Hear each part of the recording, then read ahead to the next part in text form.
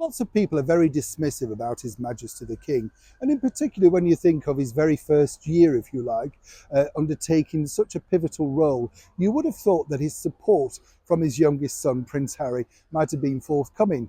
Well, in fact, what he did was throw as much missile as he could at him at the start of the year with the spare book, alongside Meghan Markle, and the constant digs and needs for attention with her popping up with fake paparazzi shots, the stress patches, remember them, and of course the varying degrees of colour that she presents herself with, all the while being 43% Nigerian.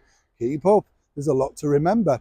As you saw recently with Meghan on the red carpet, another different shade, not just beige, but if you look at her feet, a totally different colour. But there you go, a girl doesn't always have time to spray tan everything. Am I right, ladies?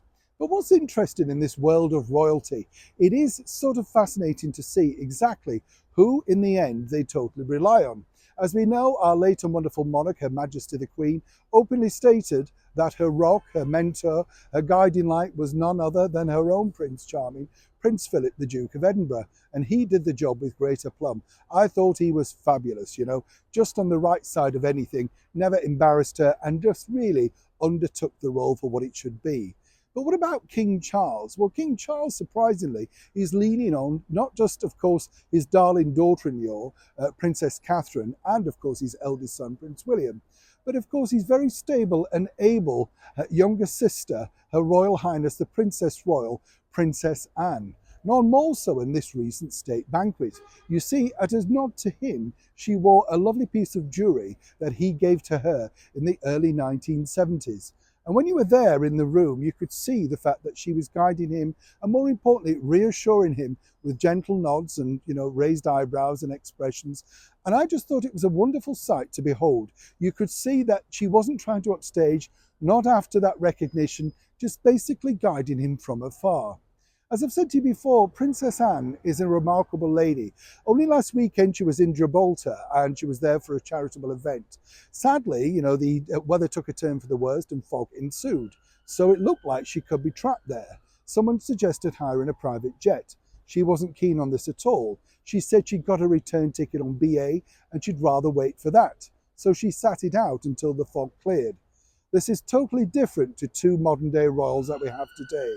And on that note, you see, you can understand exactly why His Majesty the King totally looks towards his younger sister.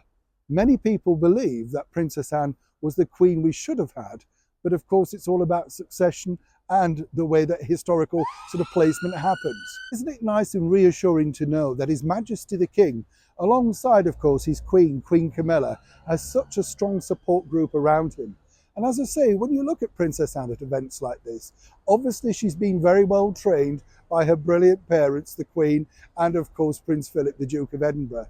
But it's nice that now she's offering stableship and companionship, and more importantly, those often needed stern looks, reassuring His Majesty on these very big stages. Whatever people think, it must be quite daunting. Nobody's ever truly prepared for the starring role. But seemingly under Anne's guidance, His Majesty the King, I believe, is doing incredibly well.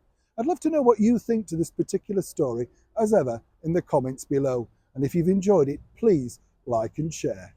Neil Sean in the very heart of London.